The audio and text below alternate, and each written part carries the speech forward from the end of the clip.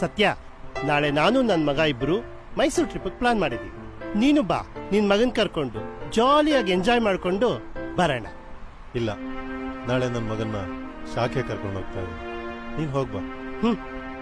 20 ವರ್ಷಗಳ ಹಿಂದೆ ನೀನು ನಾನು ಒಂದೇ ಫ್ಯಾಕ್ಟರಿಯಲ್ಲಿ ಕೂಲಿ ಕೆಲಸ ಮಾಡ್ಕೊಂಡಿದ್ದವರು. ಆದ್ರೆ ಇವತ್ತು ಸುಮಾರು 1 ಕೋಟಿ ಆಸ್ತಿ ಸಂಪಾದಿಸಿದ್ದೀನಿ.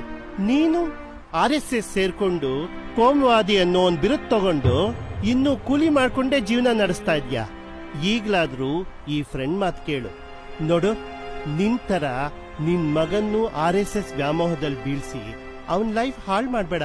ಇರೋದೊಬ್ಬ ಮಗ, ಚೆನ್ನಾಗಿ ಓದಿಸು, ಒಳ್ಳೆ ಬಿಸ್ನೆಸ್ ಮೈಂಡ್ ಸೆಟ್ ಬರೋಂಗ್ ಮಾಡು, ಅವ್ನ್ ಚೆನ್ನಾಗಿ ದುಡ್ಡು ಸಂಪಾದನೆ ಮಾಡೋಂಗ್ ಮಾಡು.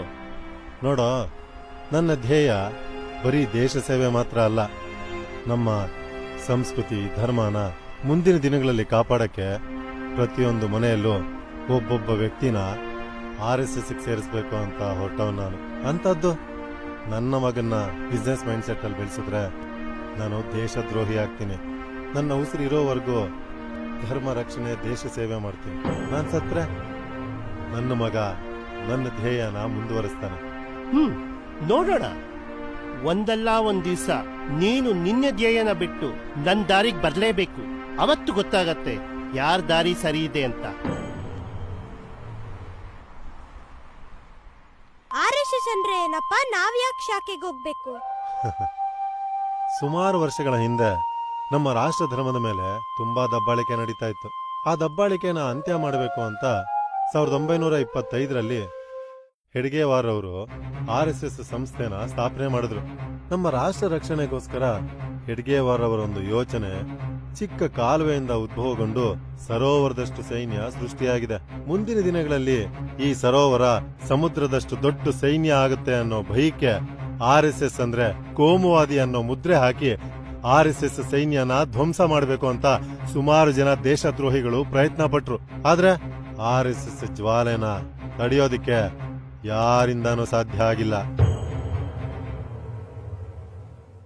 ನಮ್ಮ ಸನಾತನ ಧರ್ಮ ಭೂಮಿ ಅಂತ್ಯ ಆಗೋವರೆಗೂ ಉಳಿಬೇಕು ಅಂದ್ರೆ ಈ RSS ಸೈನ್ಯ ವಿಶ್ವದಲ್ಲೇ ದೊಡ್ಡ ಸೈನ್ಯ ಆಗಿ ಪ್ರಪಂಚದ ಇತಿಹಾಸದಲ್ಲೇ RSS ಒಂದು ಹೊಸ ಅಧ್ಯಾಯ ಆಗಬೇಕು.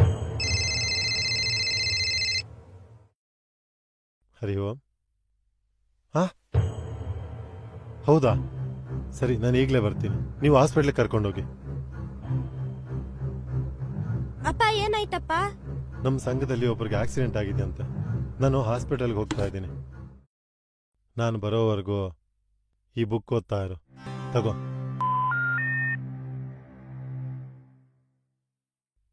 ಸರಿ ಮಗನೆ, ನಾನು ಆದಷ್ಟು ಬೇಗ ಬರ್ತೀನಿ. ನೀನು ಹುಷಾರು.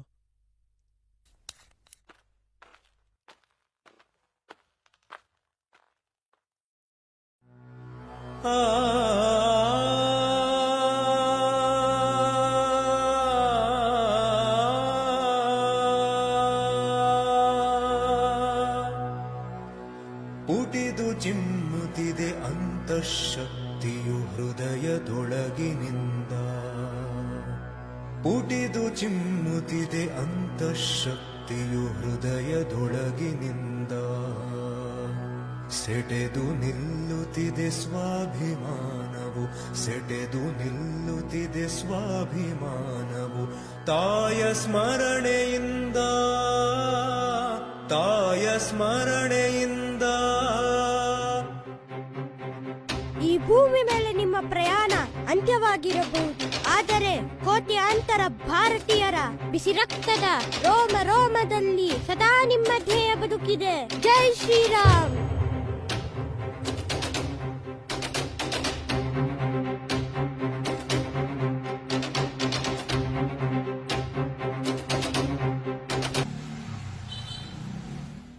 ಲೇ ಸೂರ್ಯ, ಸೂರ್ಯ ಎದ್ದೇಳು. ಅದೆಷ್ಟ್ ಸತಿ ಎಬ್ಬಿಸ್ಬೇಕು? ಅಪ್ಪ, 8 ಗಂಟೆ ಆಯ್ತು. ಎದ್ದೇಳು, ರೆಡಿ ಆಗೋಣ. ಅಪ್ಪ, ಬೆಳಗ್ಗೆ ಸುಮ್ನೆ ಡಿಸ್ಟರ್ಬ್ ಮಾಡ್ಬೇಡ. ಹಾಗಾದ್ರೆ ಇವತ್ ಮೈಸೂರು ಟ್ರಿಪ್ ಕರ್ಕೊಂಡು ಹೋಗಲ್ಲ? ಅದೇನ್ ಕರ್ಕೊಂಡು ಹೋಗಲ್ಲ ಅಂತ ನಾನು ನೋಡ್ತೀನಿ. ನೋಡಿ, ಎಲ್ರೂ ಗಮನ ಇಟ್ಟು ಕೇಳಿ. ನಮ್ಮ ಪರಿಸರನ ಸ್ವಚ್ಛವಾಗಿ ಶುಭ್ರವಾಗಿ ಇಟ್ಕೊಳ್ಳೋದು ಮೊದಲನೇದಾಗಿ ನಮ್ಮೆಲ್ಲರ ಕರ್ತವ್ಯ. ಹಾಗಾಗಿ ಶಾಖೆ ಪ್ರಾರಂಭಕ್ಕೂ ಮುನ್ನ ನಿಮ್ಗೆ ಮೈದಾನದಲ್ಲಿ ಏನೇನೆಲ್ಲ ಕಾಣ್ತಾ ಇದೆ, ಚಿಕ್ಕ ಪುಟ್ಟ ಕಲ್ಲು, ಕಸ ಕಡ್ಡಿನ ಮೊದಲು ತೆಗೆದು ಸೈಡ್ಗೆ ಹಾಕಿ.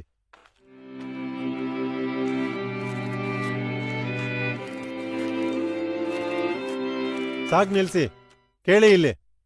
ಸದೃಢವಾದ ರಾಷ್ಟ್ರವನ್ನು ಕಟ್ಟಬೇಕು ಅಂದ್ರೆ ಮೊದಲು ನಮಗೆ ಶಿಸ್ತು ಮುಖ್ಯ. ಹಾಗಾಗಿ ಮೊದಲು ನಿಮ್ಮ ಪಾದರಕ್ಷೆಗಳನ್ನ ಸಾಲಾಗಿ ಎಲ್ರೂ ಬಿಟ್ಟು ಬನ್ನಿ. ಇದು ನಿಮಗೆ ಸಂಘ ಕಲಿಸ್ಕೊಡ್ತಕ್ಕಂಥ ಮೊದಲನೇ ಶಿಸ್ತಿನ ಪಾಠ. ಎಲ್ರೂ ಹೊರಡಿ.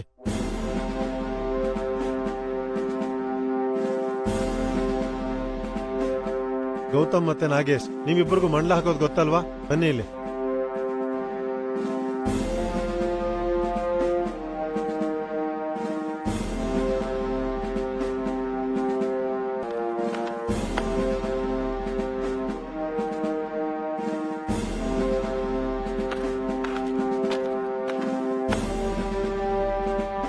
ध्वज प्रणाम. 1 2 3.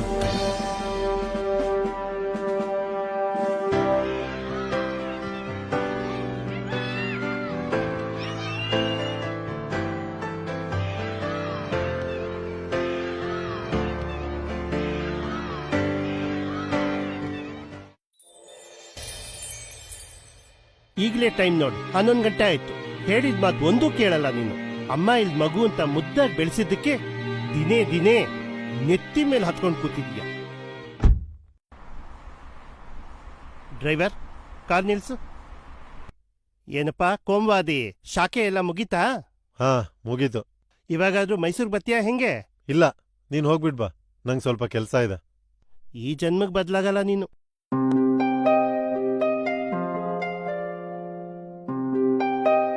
ಡ್ರೈವರ್, ನಡೀಪ.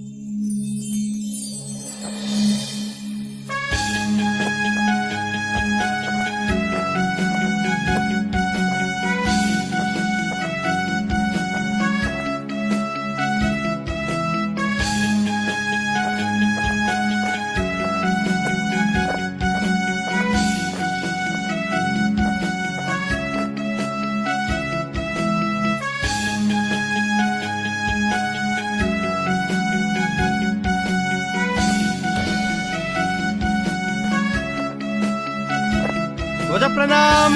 1 2 3.